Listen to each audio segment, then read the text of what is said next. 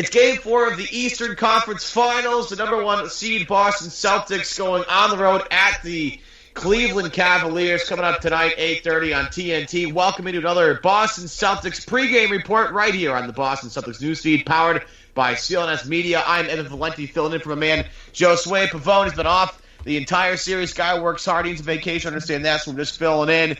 I'm joined by Dan Favale of Bleacher Report. He's a senior NBA writer for Bleacher Report, and he has been obviously focusing on this series, one of the two remaining ones. And Dan, I want to start off with this because I thought Game 3, and it was an amazing game for the Celtics. I mean, a 111-108 win for the Celtics over the Cavs. Now 2-1 the series. Darren Rovell came out with an interesting tweet earlier on Monday with saying that the Celtics plan to gain about $7 million in revenue with the Game 5 at the TD Garden. So my question is this. Are you conspiracy theorists any way that LeBron threw that game because he heard from Adam Silver that they need to go back to Boston to kind of get some more revenue in the TD Garden? I think it's more likely LeBron would have thrown the game because he really likes the brunch spots in Boston than about the revenue. They're good ones. I know, I've been. They're very good.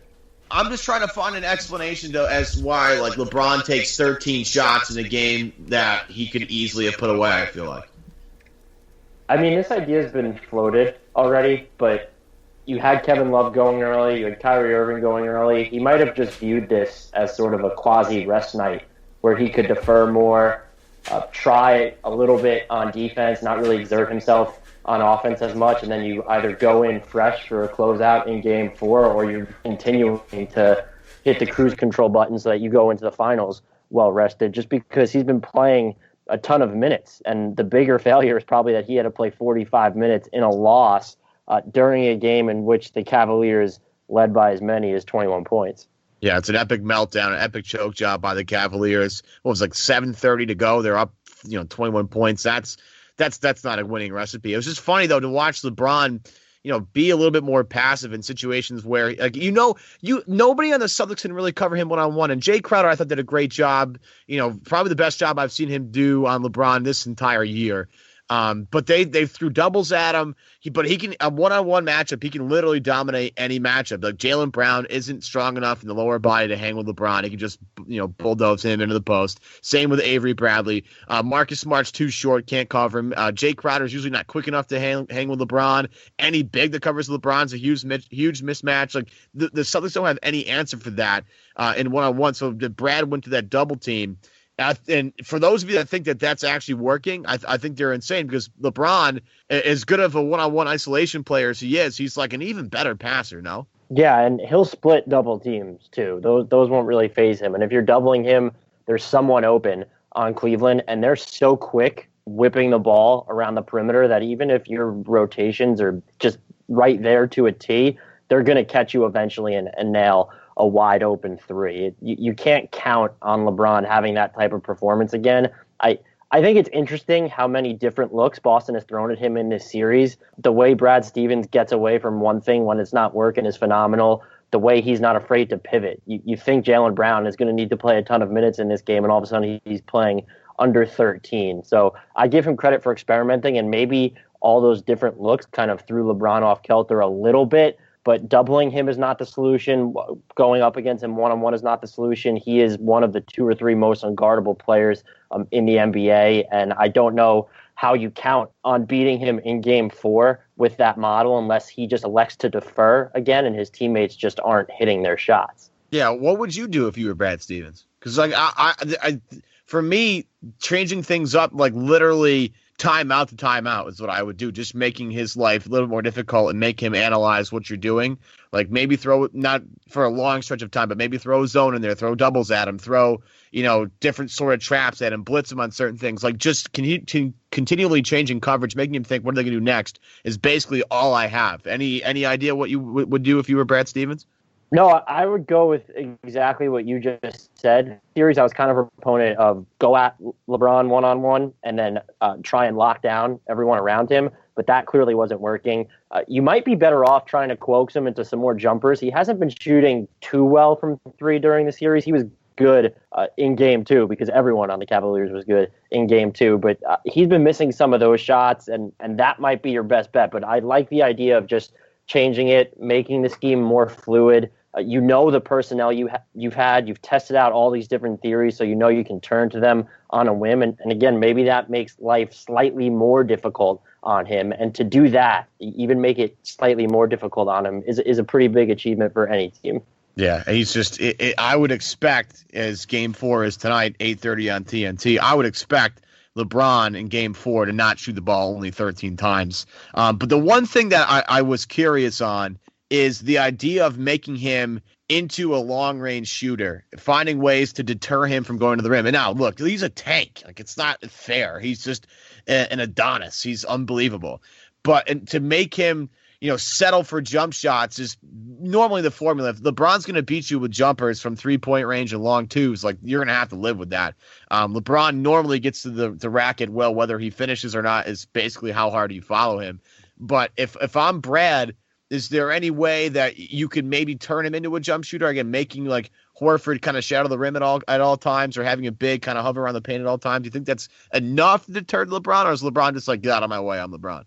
If LeBron decides to do that, it's not enough. But I think when you have a big near the rim or just near the paint in general, with the guy who's supposed to be on you sort of stepping off LeBron and goading him into that jumper, a lot of times it's too good to pass up. And with the way LeBron has been shooting from three all year and for most of these playoffs entering this series, he might be more inclined to take it. So much of what happens on the court, he makes teams and defenses bend to his will, but that allure of taking those jumpers is still going to be there. So like you said, you have to have a big around the paint, but it's also key is leaving enough space between him and a guy like Avery Bradley or even Crowder or Jaylen Brown, who's just quick enough to kind of pick him up off the dribble if he decides to attack, so that maybe he feels, well, taking a jumper right here is my best bet. In June of this year, CLNS Media will be launching a new site, and to celebrate CLNS Radio's relaunch as CLNS Media, we are going to give away, get this, an authentic Bill Russell autographed Spalding basketball. You want to enter? I know you do. Get online. Go to clnscontest.com. That's clnscontest.com. The contest ends June 7th. Share with your friends and get bonus entries. You want more entries at this. The more you play, the more you have a chance of winning. So get online. Go to clnscontest.com today to enter. Yeah, you look at some of the other guys from the Cavs that have had big games. Kevin Love was on fire in the first half of Game 3. And maybe that's part of the plan. Maybe you just kind of goat LeBron into passing more and letting the other guys beat you. I mean, for me, it's always come down for Boston and for them to be competitive in this series, and now it's even more so with Isaiah Thomas out for the rest of the postseason. Boston simply just has to have an outrageous shooting night every single night to have a chance to beat the Cavaliers. Like Game 3, Marcus Smart went 7-10 from three-point range. Like, if you don't think that's an outlier, I think you're nuts. The Marcus Smart is a guy. It was the first. Kevin Pelton had it. He's the first player ever in like NBA history to nail 7 3-pointers in a game after shooting sub 30% for the entire season. Like that's never happened before. So to expect it to happen again is something that would be crazy. But Boston, on the flip side, offensively, if they can get contributions from Smart, Kelly Olynyk, maybe a little Jaylen Brown, maybe Rozier. And Bradley shoots better, Crowder shoots better, and Horford shoots a little bit better than they did. Like, they can still be somewhat competitive because now they're much more of a defensive-oriented team because Isaiah Thomas is no longer on the floor, and that's what they have to do. Right, and the defensive splits have been night and day without Isaiah Thomas on the court since that Washington Wizards series. So maybe not having him helps you there. You would still prefer him on offense. But the Celtics need to just fire away from three. They attempted 40 in Game 3, and that might not even be enough. Making three-pointers or at least attempting them is a good way to offset that variance in talent because you're going after more points every possession, even if you're not hitting them. No, Marcus Smart isn't going to go 7 of 10 again, although he's been surprisingly competent from three over the last 2 years in the postseason. But maybe you hit enough of them to where the deficit is going to remain manageable later into the games, and that's where you're going to put yourselves in position to win. That seems like their best model. I think they've almost been planning for it all playoffs because they started really launching away once we entered the postseason. And it's not the ideal model. And they're not trying to necessarily be the Houston Rockets. They don't necessarily have all those proven shooters, but it's a good thing for them to do. And I was talking to a coworker in the third quarter of Game 3 when they were down 19 or 20 or whatever it was at that point. And I said, they just need to fire more threes. And they did. And the Cavaliers are going to give Marcus Smart those looks. Some nights maybe he will hit them. Again, he's been weirdly okay over the last 2 postseasons. There's a lot of luck involved, but at this point in the NBA in general, getting past LeBron James takes a lot of luck, and taking all of those threes is the best way for you to even try and remain competitive with this team right now, especially with the lineups that you're forced to run out. Yeah, what's funny is when you look at what's going on in this series, the Celtics are getting open looks against the Cavs. It's not like they're just shooting a whole bunch of contested shots. This has been pretty interesting. You mentioned Smart, 41% from 3-point range for the entire postseason, which is like, what?